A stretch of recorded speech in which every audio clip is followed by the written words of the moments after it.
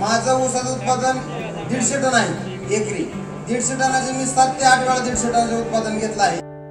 नमस्कार मित्रांनो, तर नवीन एका ब्लॉग मध्ये तुमचं सहर्ष स्वागत आहे. तर मी आता लातूर मध्ये कृषी प्रदर्शन व्हायला लागले 2024चं.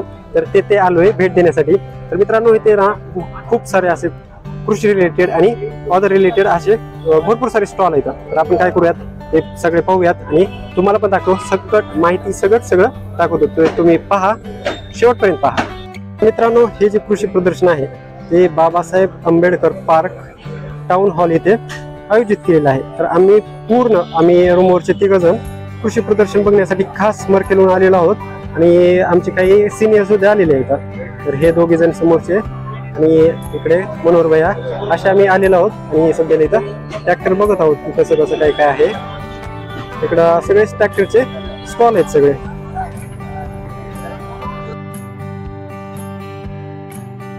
आपण काय करूयात, आता जाऊयात डायरेक्ट कृषी प्रदर्शन. डायरेक्ट तिकडे जायचं का? तर बघा, इथं कसली श्रीरामाची मूर्ती लावलेली आहे खासम खास.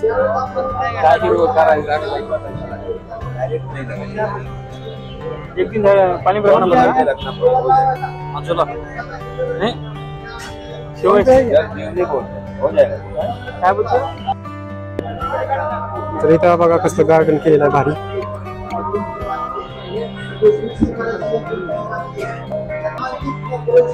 सगळे पाईप वगैरे आलेले आहेत मित्रांनो इथं.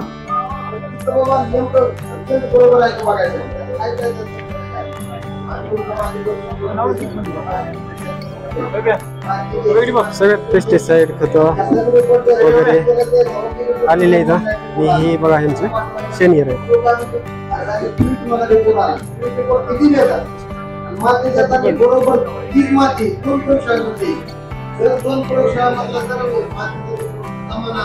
कॅल्शियम नायट्रेट, महादनचे खातं, सगळे महादनचे सगळेच आहेत. 19 पोटॅशियम सल्फेट.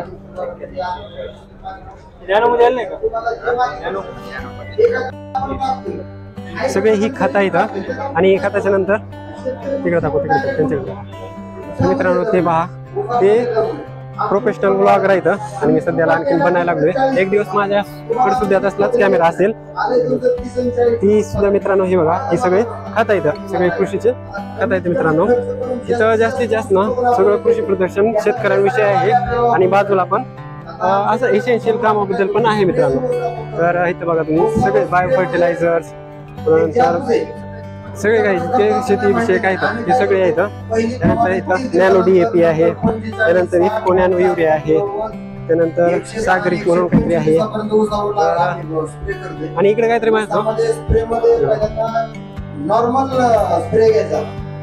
मित्रांनो, इथं बघा 80 लिटर मायक्रोन्यूट्रन घ्यायचं, त्याच्यामध्ये 100 लिटर पाणी पाहिजे फवारणीसाठी.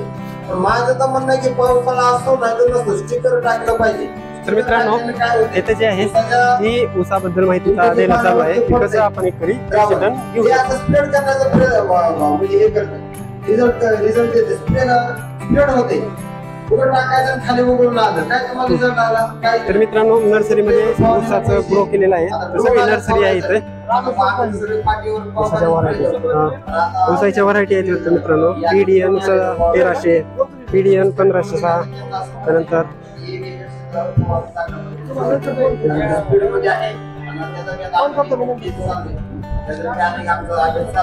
सगळे मित्रांनो नर्सरी आहे. सगळे केशर आंबा, सुपारी आहे, कडीपत्ता, संत्रा, सगळे जे आपण नर्सरीमध्ये ग्रो करतो ते इथं दिलेले आहेत मित्रांनो. त्यानंतर सगळे पाईप वगैरे, ठिबक सिंचन सगळं. तर मित्रांनो, सगळीकडनं पॉम्पलेट वाटायला चालू आहे. तर ह्या पॉम्पलेटवरती सगळी माहिती दिलेली आहे. आता ही भुईमुगाच्या शेताचं पॉम्पलेट आहे.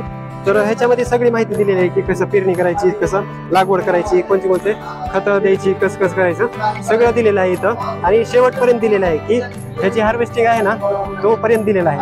आणि सगळं आणखीन सगळीकडे चालू आहे. आणि आमचं जे कृषी प्रदर्शन चालू आहे ते पण तुम्हाला दाखवतो मी. मित्रांनो, येथे ना प्रगतशील शेतकरी कसे बनावा त्याबद्दल माहिती देत आहेत. तर जे बोलतात त्यांनी एक करी 150 टन ऊस घेतलेला आहे आणि ती मार्गदर्शन करायला लागली की शेतकऱ्यांना कसं आपण 150 टन घेऊ शकतो ऊस. तर सगळे इकडं मंडळी 42 गुंठ, 11 आहेत. गुंठ, 13 गुंठ, 17 गुंठ असे शेतकरी.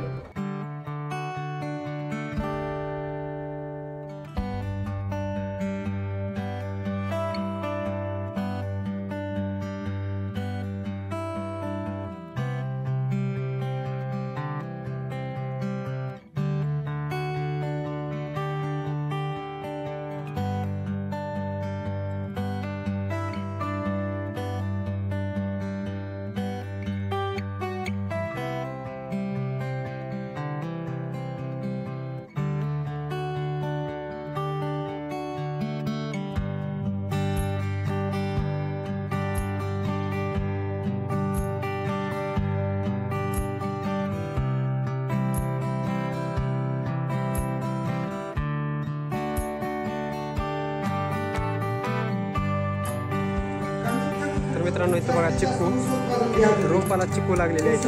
म्हणजे किती सायन्स ॲडव्हान्स झालंय तुम्ही बघा.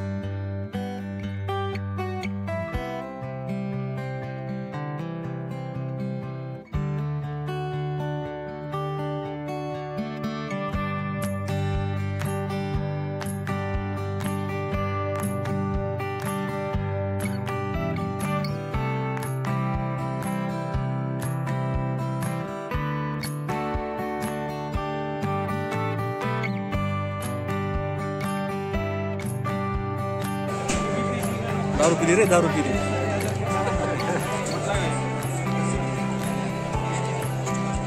हे नीरा आहे मित्रांनो, नीरा.